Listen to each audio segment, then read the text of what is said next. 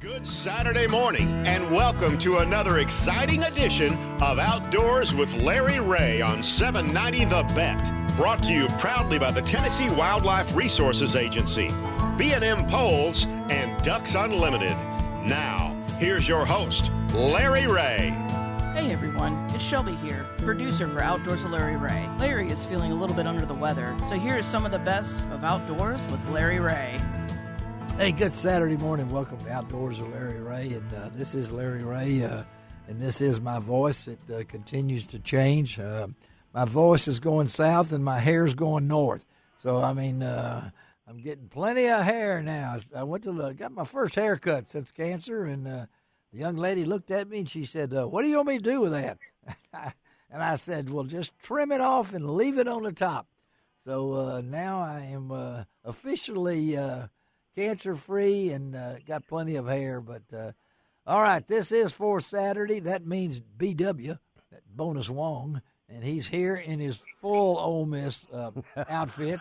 I don't know what his socks look like, or I don't want to know what anything else, but he's got his Ole Miss outfit on. Good morning, Ron. Good morning, Larry. How are you this morning? I'm doing better. You're looking well this morning in the studio, and yes, glad to have you. Good morning, everybody. There he is. And then, of course, out of Jackson, Tennessee, and he's already told us that he had a good game last Saturday, too. Absolutely. And Bill Cooksey, what did you say is in the background right now if we had a camera on you? So yeah, if we were on a Zoom call, you'd see a football field covered in these orange blobs of masses of people, some goalposts tilting to the side, yes, 52-49 numbers at the bottom, and whatever that means. And the goalposts are floating in the Tennessee River, wherever they went to. So correct. Expensive goalposts. Now, they said there was 3 goalposts. Now, what do you mean by that? I thought there's only 2 on the field.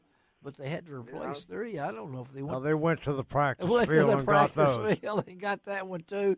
So anyway, but a lot of fun. Appreciate Bill being as he is on the fourth Saturday. He's got some really interesting things to talk about in a segment on the show that we're going to let Bill kind of roll with it. Of course, we're going to talk a little bit of fishing because there's a big event going on down at Helena, Arkansas. Well, Helena, West Helena. There is the Mississippi River Monsters Mega Bucks catfishing tournament that, Bill, I don't know if you've had a chance to be over in our area and see the river, but it's pretty amazing, isn't it, Ron? Yeah, it's really fun, amazing to see yachts in the Memphis Harbor sitting in mud. Sitting in mud. I have seen some footage of that. And, believe it or not, right now this is already having an impact on duck season. Oh, no doubt about it, because a lot of your cutoffs and everything are high and dry. Yeah. Well, but also farmers, for the most part, have had to quit cutting beans and corn. That's true. Because they can't. There's no place left to put the grain. No, that's trucks are backed up for miles at these grain elevators. Along the river, it's pretty amazing. Yeah, you're exactly right. They're getting about half, too. We all forget how wide this net spreads from the Mississippi River and how important it is to us in so many ways. Oh, yeah. Well, not just they even had it on Channel 5 the other day about the tournament going on.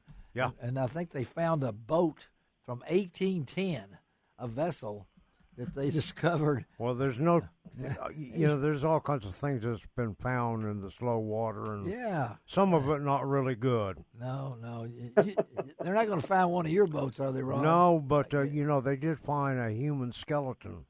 Well, I guess so. That's, no telling how that got in there either. Yeah.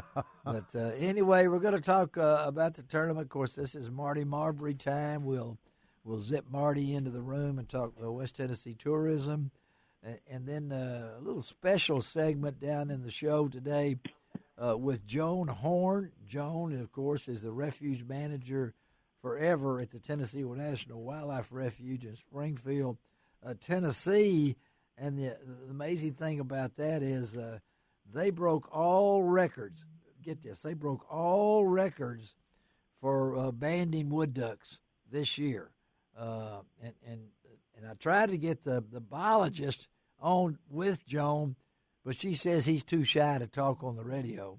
Well, that's fine. He has talents of banding wood ducks. And Bill, I know I've been on a couple of those excursions. They're not the easiest thing to do. You know what I'm talking about? It's not nearly as easy as the late season rocket net over mallards and pintails. No, because you're in July and August, and and a lot of Ron's favorite critters are out at that time. But you're traipsing back through there. But they get this. They ended up with 1,600 banded wood ducks, more than any recorded at one location in the nation. And so we're going to talk about that, and there's a lot of other things going on. And we might talk to Joan about, Bill, you're up in that area pretty close to the Tennessee Wildlife Refuge, and the water situation, even, in the Tennessee River, water systems and other ones are we just hadn't any rain. That's No. I mean, as you know, Kentucky Lake is normally low this time of year anyway. Yeah. It's winter pool, but it's not up to winter pool anymore. It's amazing. And we're going to try to get Steve McAdams. I was trying to get him on this week's show, but he's got to make $1. I mean, he's out there probably every day, either probably right now crappie fishing, but he's getting ready for duck season too, like Bill is and everything else. But then hopefully we'll close out today's show with the good guys over at Lindsey's Resort. Couldn't get them last week. They were at a trade show with Bad Cell. And so this week we're going to try to hook up with guy Jay Gutermuth and Resort GM Lindsey White. But a lot of things going on now. Bill and Ron know this for a fact. It's hard to believe, but in about 2 weeks, a little over 2 weeks, the deer season will start in Tennessee on Halloween, Monday the 31st of October. And, of course, that's in the CWD unit, which I'll be involved in, and hopefully we'll be out that Monday morning. But lots of report, deer movement. I got lots of acorn. Of course, I'm hunting fields, so that's typical of what might happen. But great reports from there. And then, Ron, that they had a bass tournament over at Pickwick. They had the kayak tournament over at Pickwick. The World Championship of black bass fishing is going on over in Lake Murray. Yeah. Mark Rose is representing part of the U.S. team. James Watson's there. I think our friend Fred. Fred Boom Boom Rubanis is there. He's part of that, and that's going on. But man, there's so much. This is you think about a lot going on, and the fishing is going well right now. Pop us on it. All right. Well, water temperatures in the area lakes is somewhere between the mid 60s to high 60s. It's since all this cold front that we've had, and they'll stay about that over the next week or so. It may climb to the lower 70s, but probably the high 60s water temperature, which means that both your bass and your crappie are moving into the shallower coves and creeks, following the bait fish. Yeah. And that means fish shallower, fish slower, and just, follow the bait fish. This time of the year, both your bass and your crappie are feeding on shad.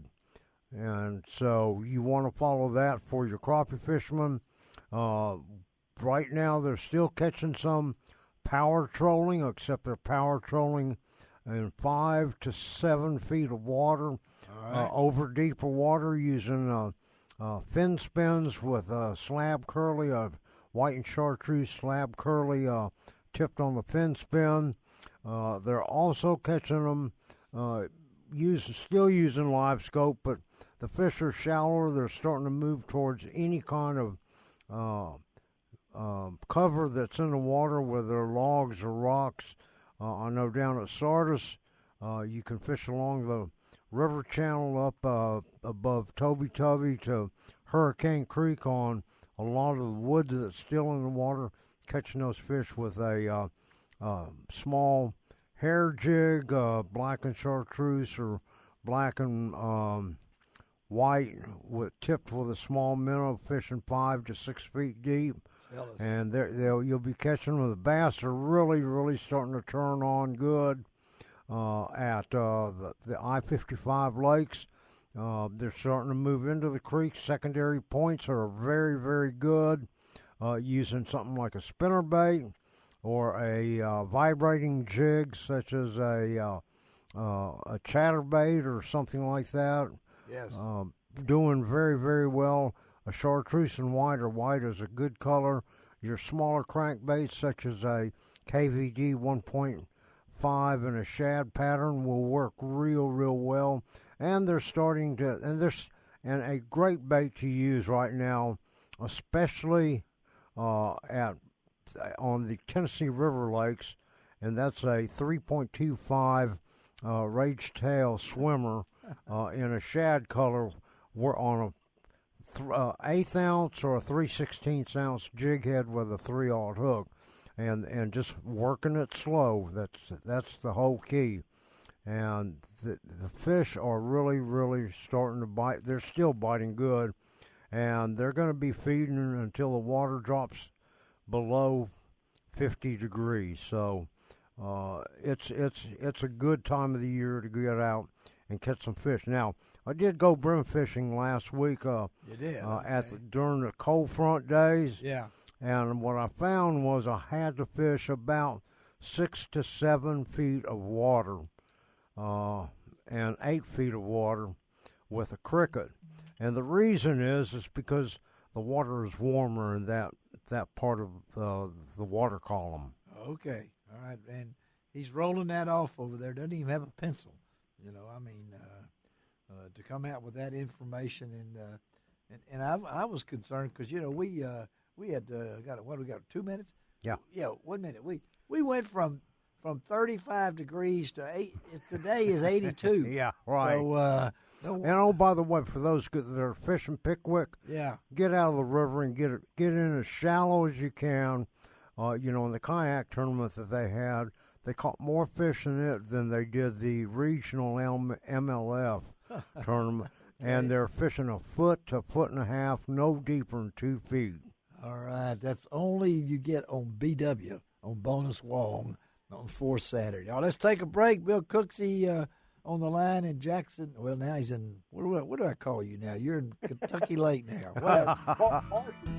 Parsons, Tennessee. Parsons, Tennessee, and then Ron Wong in studio. Shelby McCall is our show producer. We'll be right back on Outdoors of Larry Ray.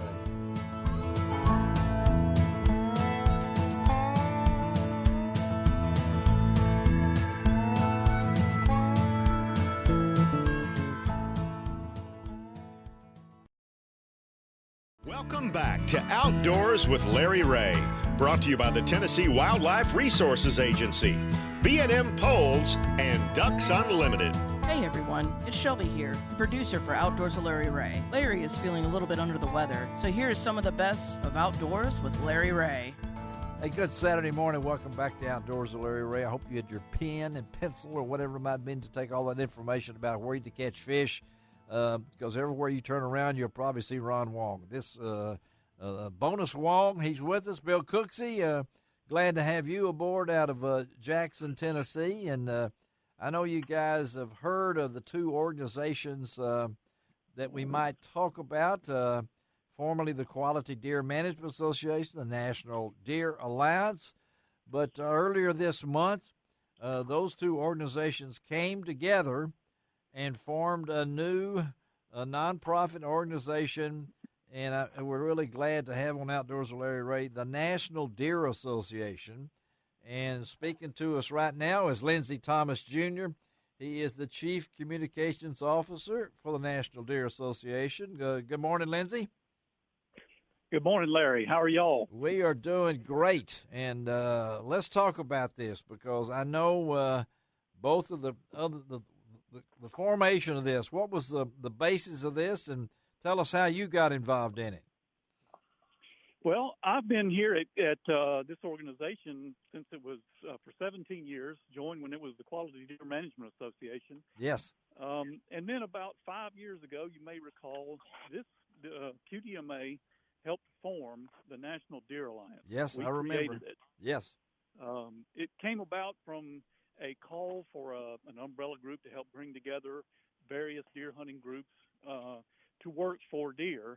And so we created it. It was out there for maybe 5 years, building a name for itself in the policy arena and working on chronic waste and disease, a lot of other issues. And then this year, just through circumstance, we were looking for a CEO for QDMA. We were talking to Nick Pinizzotto, who was the president and CEO of the National Deer Alliance. Yes. Uh-huh. And the idea was proposed. Rather than swapping CEOs, what if we reunited these groups and brought them together and sort of bring the strengths of each together under one roof? And the more we talked about it, the more everybody got excited about the idea and realized it really was an opportunity for synergy and efficiency and greater effectiveness for deer hunters and for the deer resource. Yeah. And so that's it. And it's taken some work, but we have unified. We are now the National Deer Association and going forward as one team. Got a new name, new logo, new vision, I'm assuming. And you're coming along here at a very, how would we put it here? Some trying times in our nation as far as COVID, but also chronic wasting disease. And you mentioned that in there. Will you guys be in that loop as we sought to take care of these areas that have CWD? Is that on y'all's agenda too?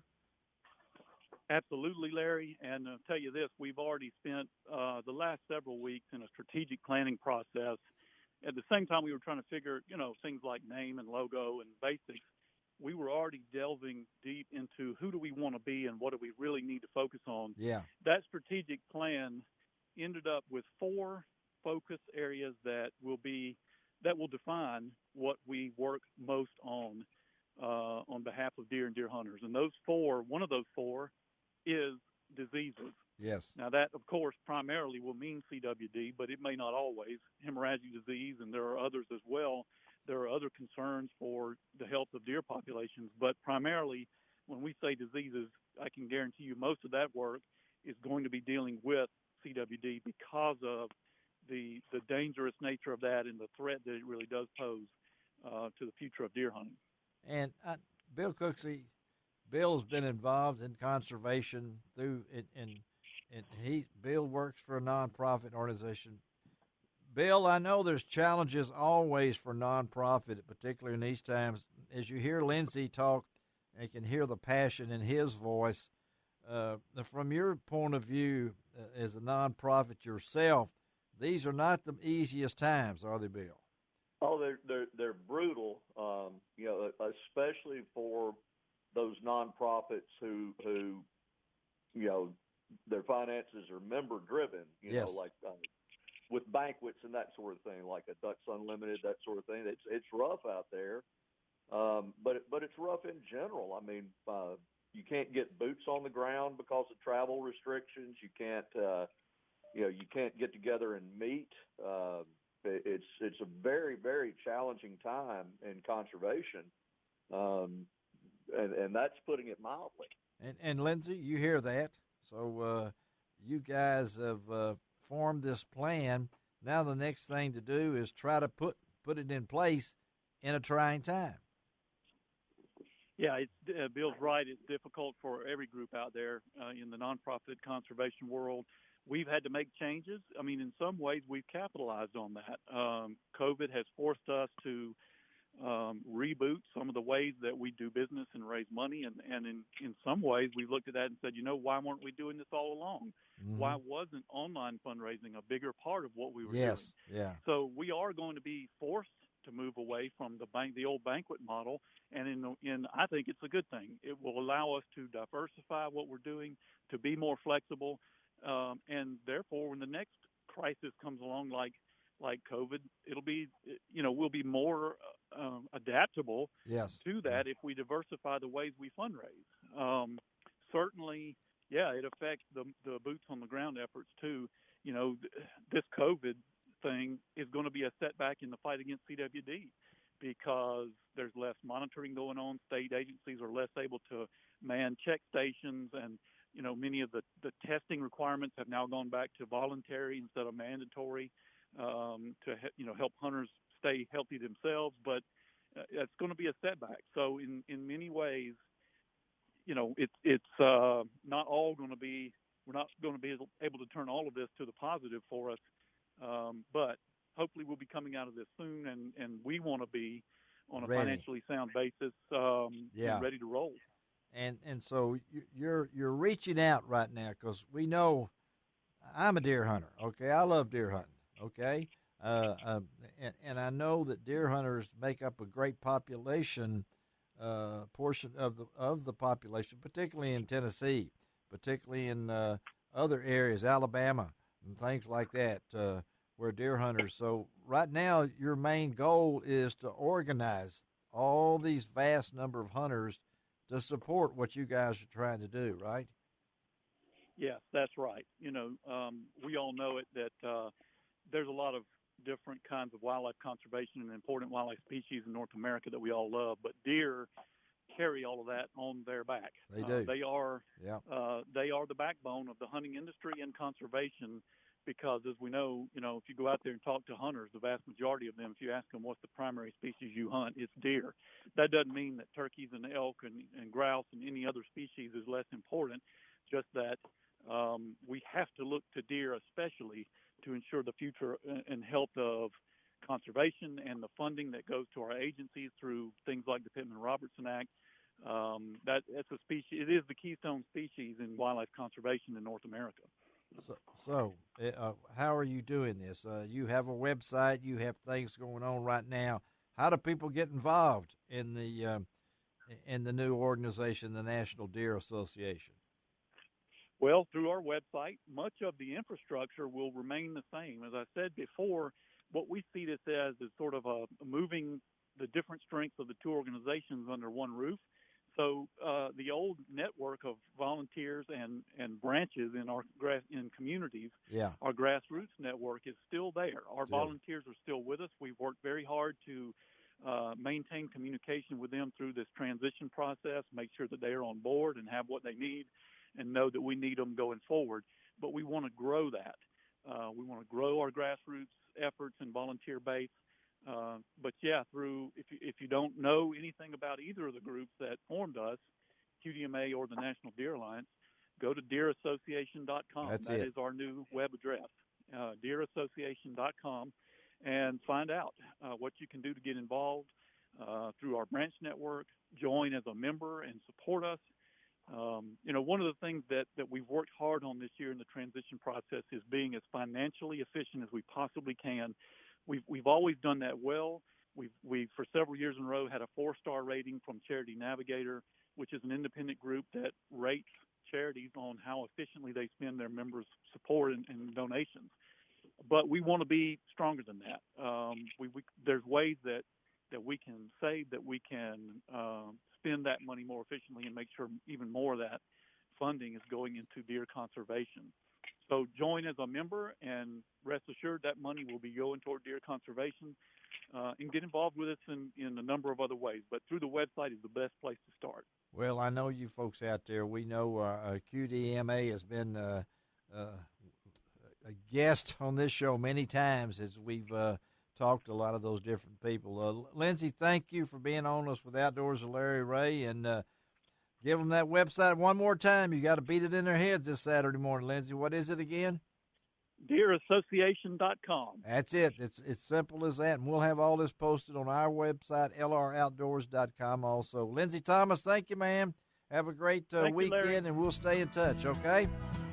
All right. You do the same. Take care. All right. Let's take a break. Come right back, and now we'll switch to fishing. And Ron will be back with us. Bill, hang on. We'll be right back.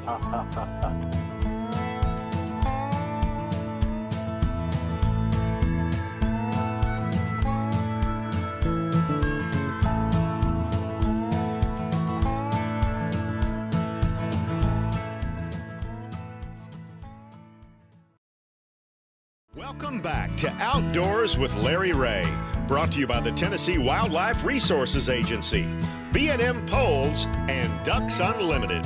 Hey everyone, it's Shelby here, the producer for Outdoors with Larry Ray. Larry is feeling a little bit under the weather, so here's some of the best of Outdoors with Larry Ray.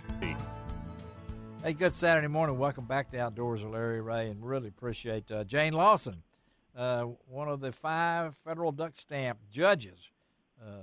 Jane, a member of the family at Ducks Unlimited, and as she went off the air, she reminded me that I did not know that her husband is Justin Lawson, a good friend of this show, formerly with Quality Deer Management, and send out my best to Justin as he adjusts to a new life after that. And, well, I've been looking forward to this. Ron has set it up, and it's always good to talk to Mr. Crappie, and it just doesn't seem possible how fast things go. That at this time last year we were talking about a vision that Wally Marshall had in Hot Springs, Arkansas. That vision is still alive. It's going to be in Branson this year, the Crappie Expo 2020. Perfect Vision is coming to Branson, and who better to talk about it than Mr. Crappie himself, Wally Marshall. Good morning, Wally. Hey, good morning, guys. Y'all doing all right? We're doing better now. We're going to talk to you and talk about crappie. I mean, oh yeah, man. There ain't nothing like crappie, and crappie, of course, is a family tradition. Yes, it's been around for hundreds of years. Yep. The grandparents, grandmas, grandpas that taught all the kids how to catch crappie over the years, and I know everybody can relate to that. But as you said, you know, there is a vision here with the Crappie Expo 2019 in Hot Springs, and it was a tremendous success for our crappie industry. I mean, who's ever heard of $100,000 cash crappie tournament? Not Ron Wong. I know that. You know, so too many zeros. Mike and Tony Shepard won that event last year. Took home $40,000 cash. Whew. They didn't have to go sell a boat. No. Sell stuff to make money, but you know, this whole deal is cash money. Going into here at Branson at the Crappie Expo 2020, we're going to have, of course, a $200,000 crappie tournament. Golly. That is the Mr. Crappie Invitational Classic. Yes. Which will be held on Table Rock Lake starting on October the 29th at 7 a.m. Blast off at the Table Rock State Park Marina. So if you want to come out and watch the guys take off, salute the flag, the flag, and let everybody take off from the marina. That's something for people to see and learn more about the crappie fishing. And it's a Halloween weekend, which is real suiting, you know, right there. Yeah. That we know. We got the trick or treat going on for the kids at the Crappie Expo. That's what I was. That's what I was going to ask you. Because you know we can talk. Those figures blow my mind when it comes to the Mr. Crappie $200,000 invitational on Table Rock Lake, but the expo itself, Ron, you were there last year at Hot Springs, 45,000 folks, I think, Wally, something like that. Ron, you know you experienced it last year. What are your anticipations, Ron, when you go up there to Branson later this month? Well, I will tell you, the buzz around the whole area and all throughout the year was how the Crappie Expo itself presented all of these vendors with crappie equipment. It's the biggest ever, and people were looking forward to going to the Crappie Expo, to meeting the pros that will be there, and watching these crappie being weighed in.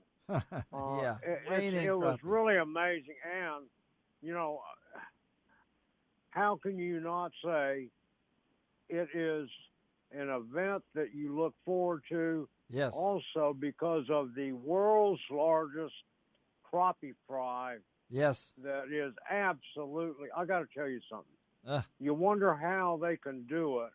Well, it's cooked right there. And, I mean, they're cooking it so fast, You're giving your crappie fries, hush puppies. It's so hot you can't hardly eat it, and it is delicious. Hey, Ron, I just ordered 500 pounds of French fries. Oh, five. And we got 14,000 hush puppies, and we'll have over 10,000 crappie fillets. That's what the world's largest crappie fry there in Branson. Well, look, Ron is. I want to tell our listeners too. Yes. If you want more information about the Crappie Expo, and oh, by the way, there's several galleries of photos from last year, of which I have some in there. Yeah. Go to crappieexpo.com, and you can see the festivities that were held last year, and I can assure you it's going to be bigger and better this year. Well, look, Wally, I suggest that you let Ron cook the hush puppies. He hadn't have nothing to do, so he would. No. Well, let me tell you what. You we got a have, crew. Savannah hush puppies out of Tennessee. Oh, will really? Be there. Yeah. All right. They're shipping in 14,000 hush puppies. We've got all the fish. We got the Mr. Crappie fish and critter fry ready to go on them. Oh my! Which has been a product of mine for many years. Yes. But I'll tell you what. Let me tell the folks about Crappie Expo. It is an industry show for the manufacturers to showcase their products. Yes. And so the crappie anglers are actually getting to see all of the new products for next year. Wow. That a lot of people hadn't even seen because we haven't had ICAST. That's true. Or any of the other shows. Yeah. But it's not open to the public. Yeah. This show is designed for the end user to get to meet the manufacturer. And how much does it cost? How much does it cost? It's $10 for adults, and the kids fish free, 15 and under. Amazing, folks. In other words, they get in free. Yes. And the fish fry is free. That's the it. Fish fry is free. Yeah. And you just, You got a load limit? You got a load limit? I mean, we want to make sure, that. Well, I don't know. That's a pretty. I think they said that place holds 8,000 people. I'm sure we'll have it packed out. Oh my goodness! Well, again, we're talking to Wally Marshall, Mr. Crappie. I don't want to interrupt you, so everybody knows that familiar baritone voice. That he's got. Well, I'll tell you what. We got Jason D. Williams that's going to be playing there on. Do Saturday you really? Memphis. Our own Jason D. Williams? Wow. Jason D. Williams will be live on stage at 1 p.m. on October the 31st at the Crappie Expo. Woo! Yo, did you hear that? And it's going to be lively, isn't it, Wally? I mean, this is. Oh man, you can if you go to crappieexpo.com now, you can see Jason D. live there. It's from last year's show, and we're going to have Mary Heather Hickman on Friday. She's from Nashville. Yes, yeah. And she's a songwriter, singer. Yeah. She's got a new song out called "There's a Body in the Ouachita River." Oh my goodness! Oh, I think it might have been one of my uncles. So. Well, it was the guy that ran the ferry over at Morro Bay. Oh my gosh! It couldn't have been Ken the Bear Bryant, maybe. I don't know. So. I guarantee it. His name was. But Jack Williams. Jack Williams was his name. This is all going to be really fun, folks, and we're going to have all this info posted all on lroutdoors.com. And as I said, and our major sponsor is Ford Motor Company. We're going to have the new 2021 F-150 there to show everybody, and there's only 4 in the country. You're going to have one of those 4, yeah. I'm going to have one of those 4 at the show for everybody to witness. You hear this, folks? I mean, you're learning something on Outdoors with Larry Ray. And all you folks in Brownsville, Tennessee, on 1520 AM, 95.3 FM, and, of course, in Jackson on 101.5. Mark this on your calendar. Again, as he said, it's the weekend of Halloween, October 29th through November the 1st. They're going to blast off for the $200,000 Mr. Crappie Invitational on October the 29th at 7 a.m., coming right out of Table Rock, one of my favorite places, and very near to where I went to college. There's a little place called Fayetteville down the road there. But this is going to be a great thing, Wally. And I know we had you on last year talking about the first one.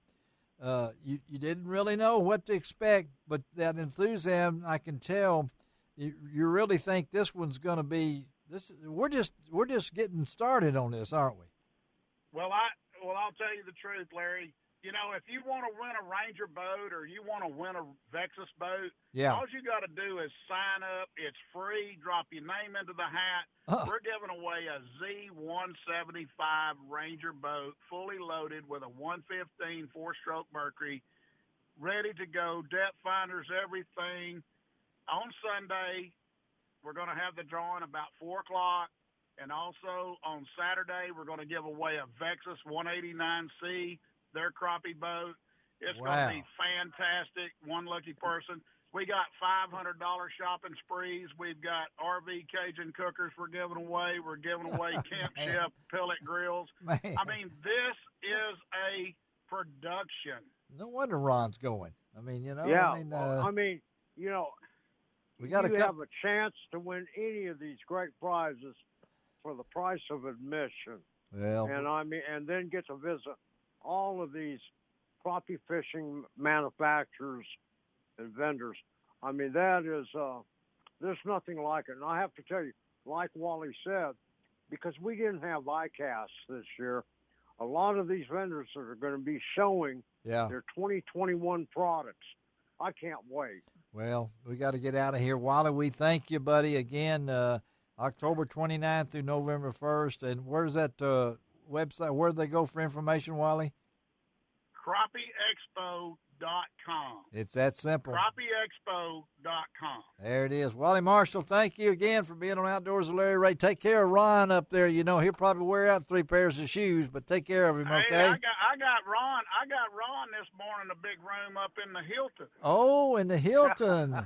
Is he staying there or working there? I just want to make sure. Well, we gonna let him clean up before he goes to bed. Okay. All right, Wally Marshall. You have a good one, buddy. We appreciate you. Take care.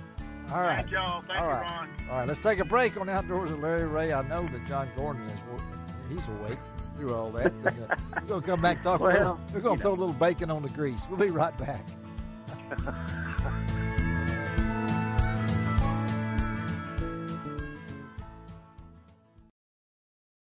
Welcome back to Outdoors with Larry Ray, brought to you by the Tennessee Wildlife Resources Agency, B&M Poles, and Ducks Unlimited. Hey everyone, it's Shelby here, the producer for Outdoors with Larry Ray. Larry is feeling a little bit under the weather, so here's some of the best of Outdoors with Larry Ray. Hey, good Saturday morning. Welcome back to Outdoors with Larry Ray, and this is First Saturday, show number 481st in our career. On this first Saturday, that means that my good friends, Dave Gabbert, Gene Smith, the Daryl and Daryl show. Don't get carried away now, guys. They're normally in the studio. Listen to this. Look, they've already got Saturday in the moon of the yellow truck. First Saturday, the moon of the yellow truck, and Gene is doing puns as we close each segment. Hey, I got 2 special people on right now, longtime friends, and thank the world of both of these, and really have enjoyed a book that Ron Jolly has come out with. Excuse me if I call him Jolly every once in a while, because he is a jolly person. I know that, yeah. But right off the bat, the cover is stunning. You don't have to read the book. Look at the cover. Post it on your wall, whatever you want to do, because the cover is a photo by his lovely wife, Tess Jolly, and her photographs are all throughout the book.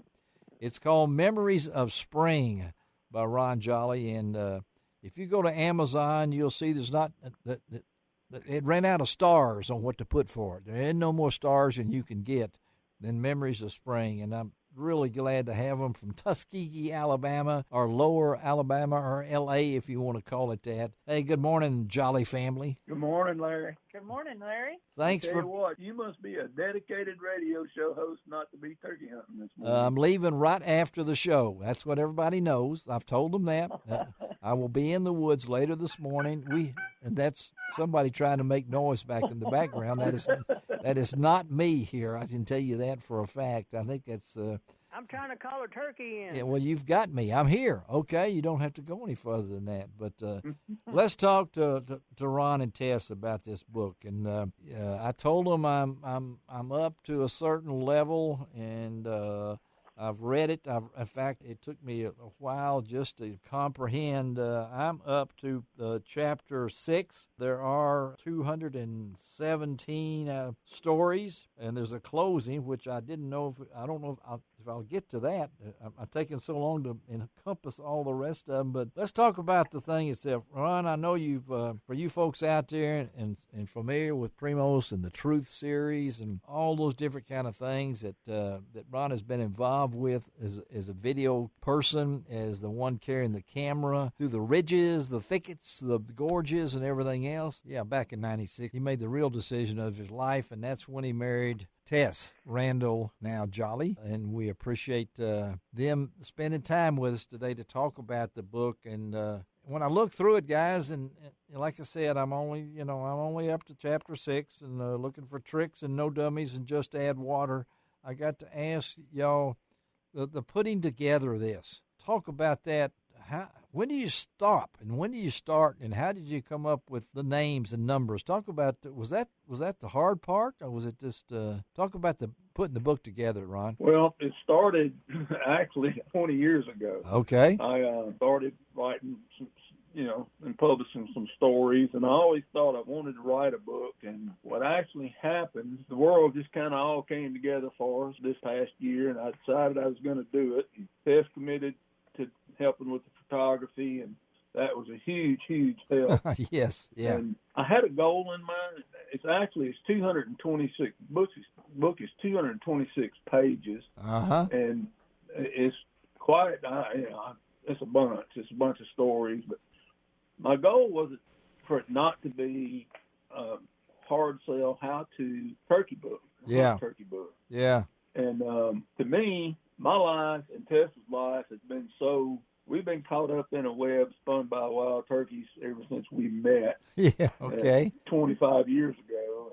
And to me, the book is a life book as much as it is a turkey book. It's about our lives and experiences hunting and what we've done as a career with wild turkeys. Yes. And I think it's obvious by just what I've got to right now. There's a lot of heart and soul in this, Tess, isn't it? I mean, yeah, and Jolly is such a good storyteller. Yes, he is. He writes in a way that anybody that loves the outdoors can relate to. Yes. And some people call it warm and fuzzy. We just like to think of it as why we all hunt. And he's great at it. And he broke the book down into sections to where it's just a great read, because you'll laugh through some and you'll be frustrated through others, and then you may shed a tear toward the end. It covers all the aspects of a turkey hunting life. It sounds like the life and legend of the Jolly family. I mean, well, there's a lot of other people in it. Yes, there is. It's not about no. But there's so many people in here that I have to mention, folks. This book is one of those that you can read and reread. We had Jim Spencer on here a couple of weeks ago on our turkey show, and talking about his Turkey Digest, and that thing is, I can't pick it up. It weighs so much now. It's gotten to be that thing, and we've had some other authors on. But I'm going to say one thing, and when I got to chapter 3 and page 24, and it said my wife Harvey, I really I haven't. It's so far it's my best. Okay, it's my best, and I'll explain to the folks in a little while. When you get this book, you'll understand what he means by my wife Harvey, because I used to put on a wild game show at my church, and I had a young lady every year would dress up, because it was men only, men and boys, and she would come in with mustache, she'd have all this kind of stuff. Her daddy didn't even know her, okay? She wanted to be there. So the story is, I'm just going to give you a quick detail, is that when she was growing up, Tess was such a hunter and things like this that she actually disguised as a male to participate in the hunt club, and but it is and she was Harvey during this time. So I don't know how Harvey came about. I keep thinking of Jimmy Stewart and the rabbit, you know. But that's exactly where it came from. Is that? That's what I had. It had to come through. But I've already contacted this young lady. She's now married with kids, talking about that she wasn't the first to do that, to dress up. Again, we're talking to Ron and Tess Jolly, or just Jolly, if you want to come down to it, on their new book called Memories of Spring on Outdoors with Larry Ray. That's fabulous. If you go to Amazon or any of the other places like this, it's just great. It's by Jolly's Outdoor Visions, LLC. Now, that really sounds impressive to me, guys, when I saw that. Like most of our good ideas, it was Tess's idea. Oh, you really thought I thought it was yours? Come on now. Okay, yeah. Well, I know you're smarter than you look. Oh, I don't know about that. I've been around it before and everything, but did you ever? You talk about in the acknowledgments, which I really love. Thank you all for sending me the copy and autograph it and everything. And folks, even the foreword by Will Primos. Will and I go back a long way. He actually made me a special mouth call that said I wouldn't gag. Well, I swallowed it, I think. I don't remember, but it was a Larry Ray special. But you guys had a relationship with you and Will, and I can tell by the stories and I really like that you did not break them down, your chapters, but, that's had the Friends chapter. I've been through that and some of the other things. So talk about the compilation of this, and I know the photo that really struck me, besides the cover, which features one of Tess's work. I know this. That's just the most. I'm looking at it right now, and I can't wait to get out of this show and go hunting just by looking at this bird on the front. But talk about the photography in this thing, Tess, about putting it together from that. I just wanted to pull images that would make people want to turn the page, that they want to keep reading along. And it's just a little break in each section that I hope that the reader will go, wow. And then I can't wait to read the next section. So those are birds that, I've been photographing for over 20 years. And yes. Well, I don't know how you picked out what you picked out, because you got so many good ones in there. And I know that when we look back on this, on the book itself, I've got to say it came out at a great time. Your timing was really good. I hate what we're going through right now, but I'm so happy that something good happened to you, Ron, early this year that I know had to be a thrill for you. Talk about going into the Hall of Fame. I never dreamed that God had anything like that in store for me. There you go. Yeah. It was just so coincidental that happened the year that we decided to come out with the book, and so many good things happened to Tess and me this year. It's a God thing. It is that. Put credit anywhere else.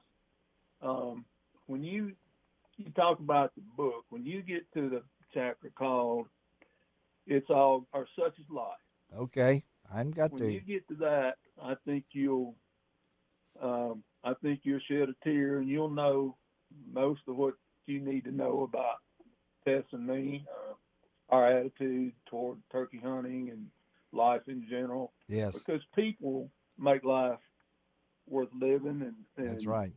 Make it the rich experience that it's been for us. And I just made so many great friends and personalities over the years that I wanted to share that in this book.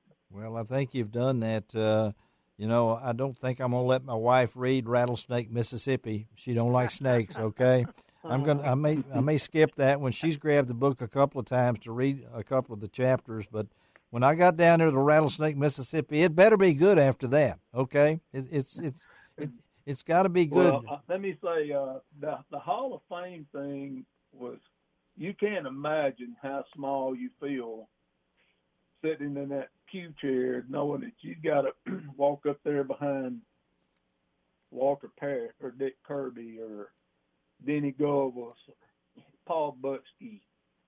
I mean, Nightingale. Just go. I went before them. Good for you. I'm glad. If I I'd had to go behind them, I don't think I would have done it. Well, the walk film, humbling experience that, I'm so appreciative of it. And I thank Will Primos for giving me that chance all those years ago. And it's just been a great life and a great career. Well, I'm so proud of y'all and the family, and well-deserved February 15th into the National Wild Turkey Federation's Grand National Hall of Fame. Ron and Tess Jolly. Again, folks, you can go to Amazon, Memories of Spring, and sure other outlets, right? Tess, where can they get this book? We're only selling it on Amazon except for direct orders. Okay, so you go to Amazon like I did and looked it up and read a lot of the reviews, but it's a must-do, folks. You need to have this right now. It's called Spring Memories, Memories of Spring, and on Amazon, and get it. It is a wonderful book from back to, I ain't got to, but I'm making it, though, and everything. So we would like, before we close this segment, this man is a pun master, so we need an uplifting here on this Saturday in Memphis.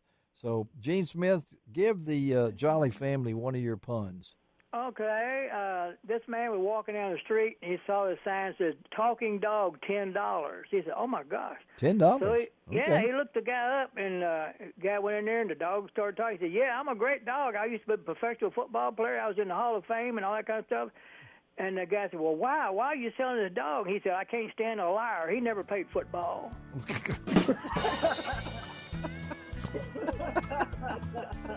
Okay, I want y'all to remember that, though. Appreciate you guys, okay? Stay in touch, all right? We'll talk to you. Thanks so much for having us. Thank you. All right, let's take a break on Outdoors with Larry Ray. We'll be right back.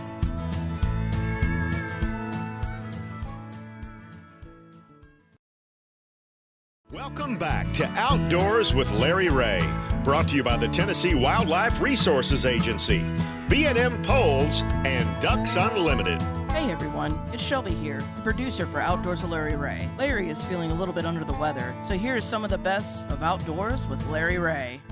Hey, welcome back to Outdoors with Larry Ray. And yes, there's only 30 minutes left in the show. And yes, my voice is hanging on. And yes, you're going to make it again. Yes, Ron Wong, Dr. Wong is here, just in case. He does not do mouth-to-mouth, he told me. No. So I'm okay on that. But first hour, man, it goes by quickly. Fastest 90 minutes in outdoor radio programming as we roll into our 19th year on the air.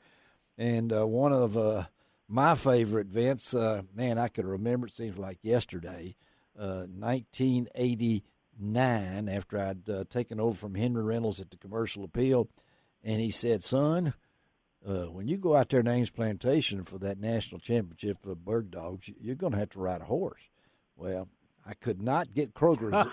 Kroger would not let me have that horse out in front to take out there, but it is the 121st. Is that right? 121st running, yes. 121st running in the National Bird Dog, whatever you want to call it, Field Trial Championship. And we got Rick Carlisle, a good friend from Ames, the superintendent of Ames, but he's also Secretary-Treasurer for the National Field Trial Championship Association. And, yes, tonight, 7 o'clock in Bryant Hall, right off, as I said one time, Buford-Ellington Boulevard. No, it's not a boulevard, okay? I made that mistake. A lot of my mistakes were made at Ames Plantation. But 7 o'clock tonight, they're going to draw 37 nominations. Going to draw the braces, is what they call, 2 dogs in each brace. And if weather permitting, they'll be through on February the 20th. And we won't go any further in mentioning about the weather in the rest of this interview with Rick. But amen, brother. Rick, I mean, 105 years in Ames. Is that close? Am I close to that? You're right on the money. 105 years, yes, sir. Amazing. And Rick's been out there. He only missed 2 years. No, I mean, he and I together on this. So it is an unbelievable event. Draws thousands from all over the United States. Is their website, which we'll give in just a minute. We'll have all the up-to-date information. Boy, we've come a long way from me going back in the back room and asking Joe Walker what happened to the dogs that day. We are now instant information. But let's talk about it, Rick. 37 dogs, including defending champion Dunn's Tried and True. Will and Rita Dunn, is back. And Gary Lester is going to have some in there, including a two-time champion's coming back. Lester's Sonny Hill Joe will be back, Yeah, and I don't know how in the world Mark McLean's going to handle 5 of them, but he is. Looks like. Well, see, he's got 5 dogs, and so does Luke Eisenhart. Well, I can't count. So, Luke's in there, too. Luke's got 5, and Mark's got 5, and then you've got Randy Anderson that's got 4. And so it's this drawing's going to get interesting. It is going to get interesting. So talk about it, the event itself, and then the complications, and then let's talk a little bit about how you're able to pull this off, because I know you guys start early, back in the fall, get your birds ready and everything like that. So talk about this event, because I know it's so special for you. Well, the field trial courses encompass about 6,000 acres, and this year we've got a little over 252 feed plots, and that's a mixture of teosinte maize, which is the precursor to corn, that we put out in those feed plots, as well as grain sorghum and some Millex, which is it's a millet, a tall-growing millet that will it gets about 12 feet tall, but it breaks off or it breaks over at about 3 feet to 4 feet high, and it makes great overhead cover for the birds to protect them from the avian raptors. But we put out 6,200 birds, which winds up being about a little over 150, I think it's 155 coveys that we put out, 20 birds per covey on both field trial courses. Each course is 11.5 linear miles in length. Yeah. That's what the horses will go. That's what the judges ride, the handler rides, the gallery rides. The dogs don't. The dogs go more than that. Yeah, that dog, he's going to actually cover somewhere between 22 to 25 miles in that 3-hour time period. Styles, stamina, and the ability to locate coveys of quail. The Ames standard. And these dogs are athletes, as Rick has taught me. And they've got to be. This is the only 3-hour stake left, and it is an endurance stake. And the judges are looking for a dog that ends that 3 hours with the same energy and enthusiasm he started that 3 hours with. And those judges this year will be J.D. Rayfield of Mount Pleasant, South Carolina, Tom Schenker of Hurtsboro, Alabama, and Dr. Stan Went of Gardner, Kansas. And if I'm not mistaken, 70 qualifying field trials to get there. There's criteria to come, and I'm looking at this, and Ron Wong has already picked. He always picks a whippoorwill, so Dr. Huffman ought to really be happy with Ron Wong. He always picks a whippoorwill, and he likes Whippoorwill Mayhem. I think he just likes the Allstate commercial. I love the name. The Allstate commercial there. So tell Larry Huffman that Ron Wong is probably the only guy that's going to that Ron has picked Whippoorwill Mayhem. And, I don't know how old Lester's Sonny Hill Joe is. And you know how much I have a great relationship with Gary Lester. Now, of course, I do with Steve Hurdle, and a lot of these other guys have been out there a long time. Sonny Hill won it 2017, 2018. Dunn's tried and true. I love the Dunn family. Won it last year. Is it a wide-open race again? It is. It is. There are several good dogs that are hot right now. Now, one is Randy Anderson has a dog named Valiant. Yes, yeah, and that dog has had he's had 6 first-place placements in the last 4 months. I'm glad I let Ron pick before me. Okay, all right. Okay, what else? We got anybody else? You've got you've got one that's in there this time that is Keith Wright. Has a dog called Touch's Gray Streak. I'm looking at it right here. Yeah. All right. Now that dog's a young dog, and if you'll remember, Keith owned the dog that won several years ago that Ike Todd ran the very first time he won the national championship. Yeah. So Touch's Whiteout. So he's there's quite a few touches in there. Absolutely. When you get that, every one of them is good. Some is just better than others. Yes. Right. Yeah. And I look at this, and we know, Rick, we don't want to mention weather, but, the draw is pretty important, too. Absolutely, yes. You've got to have a good day. Hopefully the birds are moving and everything fall together for that dog to put it all together and come up with a win. And it doesn't necessarily, it doesn't necessarily mean the first brace will produce a winner. It could, but I've been there before when the very end just about. Absolutely. We've had a dog in the first brace, and we've had a dog in the last brace to win. I'd rather have the last brace because I sure have to wait 3 weeks to know if I won or not. How often does that happen, though, Rick, where the best dog we don't know. wins in the very near the beginning? Well, yeah. Rick, I mean, you don't know that, but say on the second day. It could happen. Yeah, it could happen. And they said, how often does that happen? Tell him, Rick. Well, we've had them place. We've had a dog run the first or second day that's won it. Ron, just like last year. Now, last year, the dog Dunn's Tried and True ran. I think he ran on the second Monday. He did. Right. That's right. So so he won it then, and then you go back to 1986, and Bluff City Mike won it the last brace of the trial. Yeah, Henry Riddles was moaning about that all the time. I can remember that. So Henry in his trailer and his camera out there saying, "Hey, they got to wait till the end to win this thing." But again, we're talking to Rick Carlisle, who is not only the superintendent at Ames Plantation. If you have not been to Ames Plantation, shame on you. It's a wonderful place to visit, right out of Grand Junction. Not too far off the state Highway 18 and Highway 57. And then this event is great for spectators. They allow you to drive along the road. You can be there where they pass through those 11 and a half, whatever it is, miles. You can be there when they start and watch the dogs. It's just amazing. You can go by horseback. This is the only event that I know of that is covered by horseback.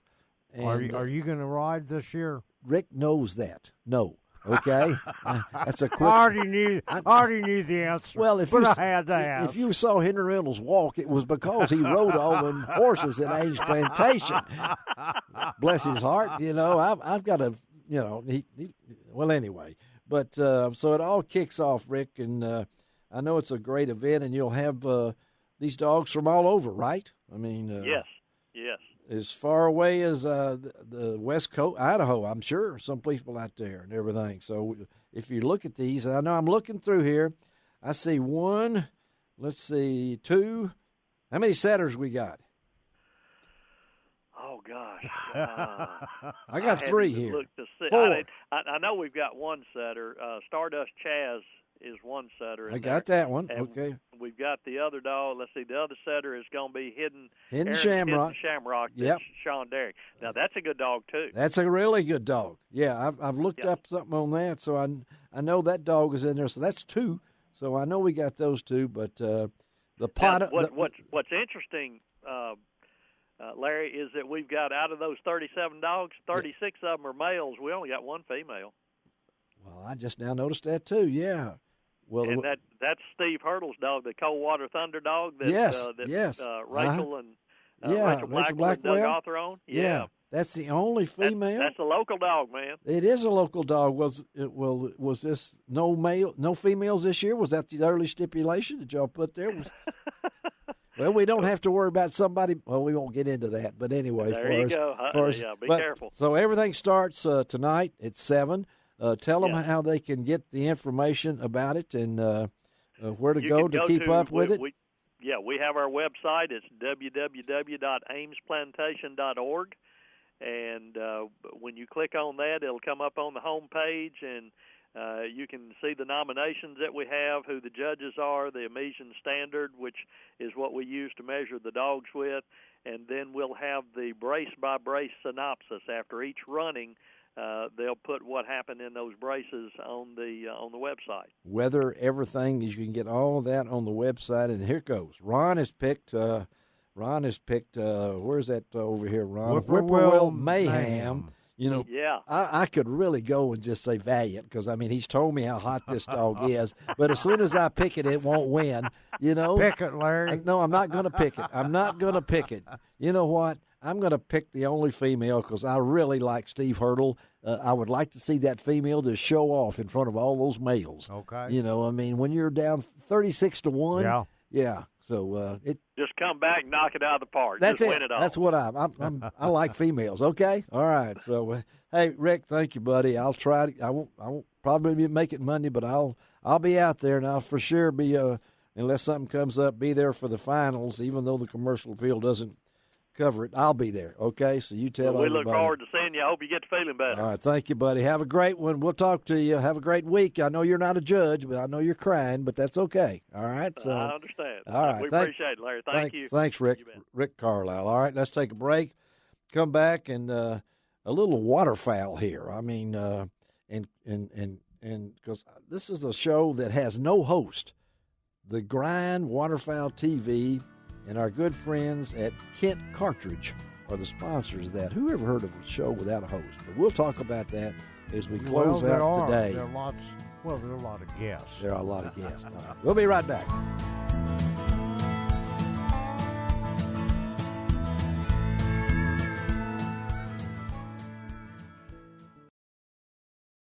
Welcome back to Outdoors with Larry Ray, brought to you by the Tennessee Wildlife Resources Agency, B&M Poles, and Ducks Unlimited. Hey everyone, it's Shelby here, the producer for Outdoors with Larry Ray. Larry is feeling a little bit under the weather, so here's some of the best of Outdoors with Larry Ray. And welcome back on a good Saturday morning. And it is a really good Saturday morning. It is a good Saturday. You know, everything. Here we're in the 4th weekend of February. Wow. February's almost gone. Almost gone. You know, March will be around the corner. You know, my wife's flower bed thinks it's spring already. Oh, mine too. You know, daffodils and forsythia and everything. Your wife's flower bed. It's not y'all's? It's no. Not, oh, it's not. You know, it's not a. I'll haul the dirt. She does the work. Well then, okay. You're a dirt hauler. Yeah. You know. Okay. This is one of my. I'm favorite. a pilot. I pilot here, pilot there. Oh, I thought you meant pilot. I didn't know you flew. Okay, it's a different kind of pilot. But it's been a fast, 90 minutes. Here we are in the last segment. Thank you for coming down from Lexington, Tennessee, making that long drive. I like the drive, yeah. I'll be liking the back roads and everything. Yeah, and it's starting to get a little daylight earlier and earlier. Early. And daylight savings time is coming up. In March. Yeah, coming up March the 8th. Yeah, here in a couple of weeks. Right after our church wild game dinner on March the 7th. But now, so I want you to introduce. You've done it.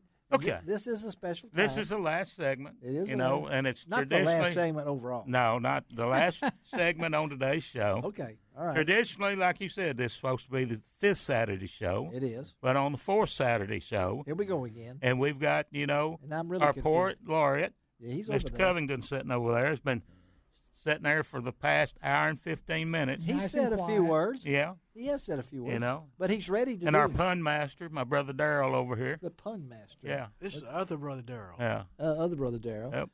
Hunter. So is it time? Education Is it time for Charles Covington? It is almost time for Charles, but I want to ask my brother Darrell over here. You said something about a Hunter Ed class coming up? Oh, yeah, we got one after I leave here, we're going to Shelby Forest on Willow Lake Drive. Oh, okay. Willow Lake 30 kids going to shoot this morning. It was a online class. Okay. And it's time, I'm going to, to put a pitch in if turkey season's right around the corner. It is. It's coming up. I'll have a class before turkey season. Okay, and, we'll do that. You're a pretty classy guy. Thank you very much.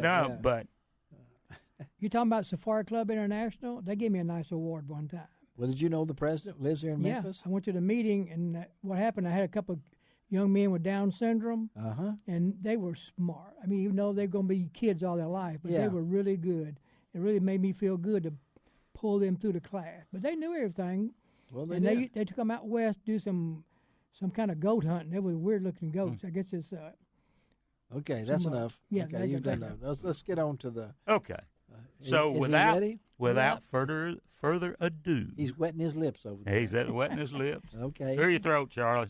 He's got his own music. All right, and this is called. What is it called again? It's called the Barnyard Game. I said his mood music coming in. Thank you for that introduction, Dave. Some years ago when Larry introduced me as his poet laureate, I misunderstood him. I thought he said lariat, and I thought, oh gosh, if I goof up, I'm going to get hog-tied and run out of here. Well, that's what I did say earlier. Yeah, okay. Yeah. Well, this is the way it goes. All right. It's about goats. The Billies and Nannies stood quietly in caucus after playing on top of the stumps and hay, a favorite game of all the goats to see which one would rule the day. For King on the Mountain was often played to renew their local pecking order, and not one goat would lag behind or on the way decide to loiter.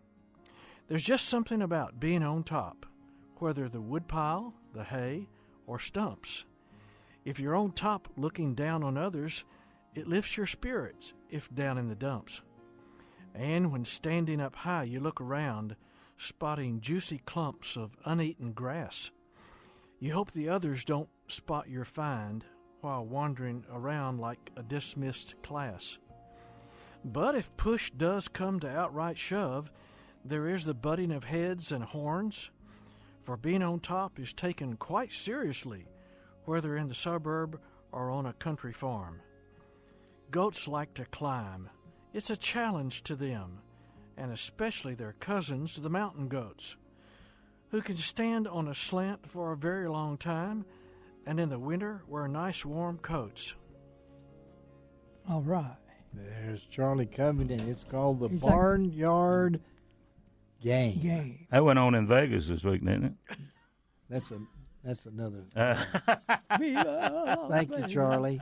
And that will be posted on lroutdoors.com. Very soon. Very soon. We'll have that posted up there and have that on the show. Thank you, Charles Covington, for that. We have to call him Esquire. Esquire? Charles Covington Esquire. No, we're not. We're just Charlie. Oh, okay. Just Charlie. Charlie. Hey, Charlie. He's Charlie. That's better. That's all he wants to be is Charlie.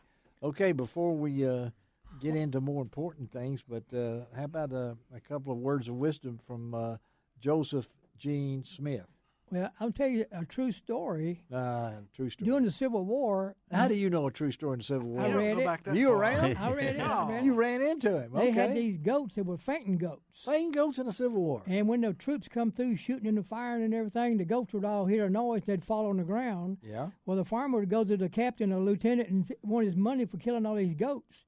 Well, once they moved on, the goats all popped up. When the second troop come through, he made money again on the second group of goats. So that was a true story. That was a true story. Yeah. Goats making money. Yeah. Okay. Yeah, fainting goats. Fainting goats. Some of them do. Okay. Yeah. Did you get that? Yeah. I used to have an uncle that raised goats. He had some of those nervous goats, the fainting goats. The Goat International, the festival at Millington, they always had fainting goats out there. Oh, yeah, that's pretty neat. That's pretty neat. Okay, are you now? Can we get back to the real puns here? You know my neighbor. He has a drinking problem. That old guy's the same drinking problem. I have more trouble with him. What are we going to do with him? I don't know. He called me the other night. He said, "Come and pick me up. I'm not able to drive." Oh no! Again? I said, "Well, where are you?" He said, "I'm downtown Memphis." I said, "Well, what street are you on?" He said, "I have no idea." Oh me! I said, "Well, look on the corner of the signs." He said, "Oh yeah, I'm on the corner of Walk and Don't Walk." That's that same guy again, right? It is. Yeah. What are you going to do with him? I have no idea. Okay, we're rolling. You got any more? Yeah. Well, the time we were barbecuing one time, he come over drinking. That same guy again? Yeah, he was a pain in the, neighbor. Okay, a neighborly act. And my daddy had one of these rotisserie barbecue grills, and it kept squeaking and everything. They come over drunk. He said, "Hey, that organ sounds terrible, and besides that, your monkey's on fire." Okay. See, folks, what you miss on Fifth Saturday. I mean, this is Gene Smith, the man of puns. He invented the pun. Is there any more? I mean, no. What? No, Joker used to ask the kids, "What goes around a button?" What goes around a button? A goat. A goat. Usually they think a buttonhole, but it's a goat. A little delayed reaction there. Can we think on that for a minute? Yeah. Now? Okay. No, I'm hurting my head thinking. You're hurting your head thinking? I didn't mind school. I told you about that. The third grade was the best 3 years of my life. You like to teach but arithmetic had so many problems. Arithmetic, all right. It had too many arithmetic. Yeah, it had too many problems. It had too many problems. Yeah. Arithmetic did. Okay, how'd you say? Well, I get it now. Okay, that was a problem solver. Yeah. I didn't mind the school as a principal of the thing. It was a principal of the thing. How about that that photographer that you know. Oh, yeah, I used to date a photographer, but nothing ever developed. I always want to get that one in there. That's one of my favorites. That's one of your favorites there. Yeah, we only do this once every, 2 months. I'll tell you another true story. Uh-oh, here it comes.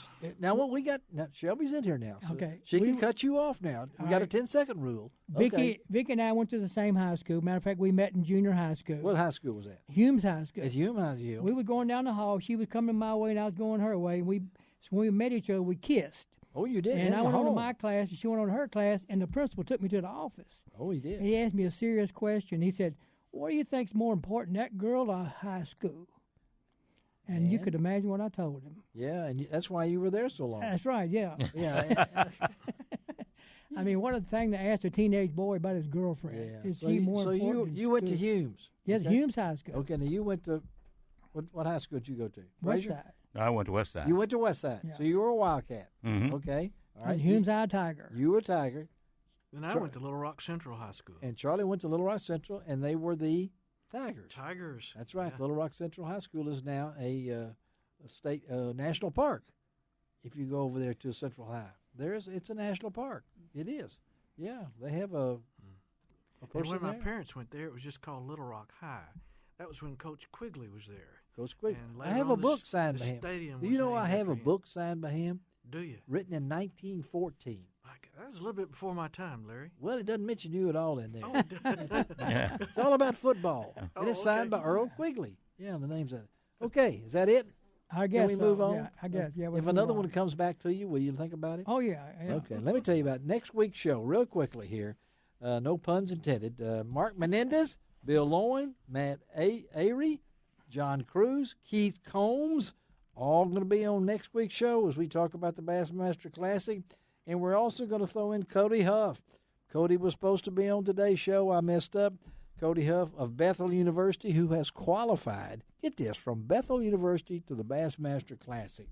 And so we'll have that. And, of course, Samantha Guy will be on. We'll have all the stuff going on about the Classic. And Ron Wong will be here, and Mark Copley of Strike King. And don't forget, the Pick the Winner contest is now. It's real simple. All you got to do is go to lroutdoors.com, click on the entry list, look through all those 53 names, pick out the angler you think will win, and then how many pounds of fish will he catch over that period, 6th through the 8th of March on Lake Guntersville. And then email it to lroutdoors@att.net, and you might have a chance to win the Lose Strike King gift pack. And believe me, if Wong is putting together a gift pack, no one knows how to put together a gift pack better than Wong and Mark Copley.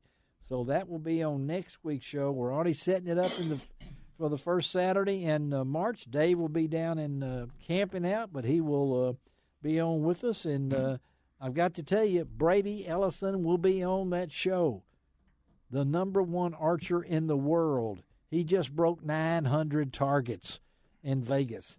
He loves to be on this show. So we're going to have him on that show on March the 7th, and Dave long distance, first Saturday. And so we're looking forward to that.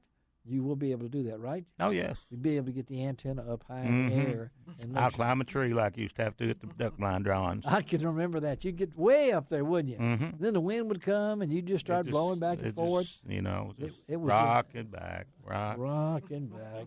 Shelby McCall, thank you for taking care of us. I think it's time for me to leave, okay? So, Charlie, thank you. Thank you. No closing words. Oh, yeah. Well, we talking about school, you know. Oh, here we go again. Oh, come on. Okay, we're talking about the school. first grade was so confusing. One day she told me 3 and 2 is 5. Next day she says 4 and 1. I said, I wish you wouldn't confuse me this way. Bump. He made his own noise. Dave Gabbert, thank you. Hope your wife is having a great time in Lima in Peru on that mission trip. Yeah. Tell you thank you from all of us to her. Oh, yes. For the service she's doing to those people down in Peru. That's pretty I think amazing. The worst part is all those lima beans. She's it's lima beans. Lima beans. I'm sorry, in Peru. But, yeah, it's getting all the shots. All the shots. All the shots. She took a lot of shots. Yeah, you always take a lot of shots. I don't want to think about that. Shelby, thank you. This is Larry Ray reminding you to do each and every week. It doesn't cost an extra cent to be a good sport. And who said that, Charlie? Benny Craig. Benny Craig, Bread Man. the bread man out of Little Rock, Arkansas. It doesn't cost an extra cent to be a good sport. And God bless the USA.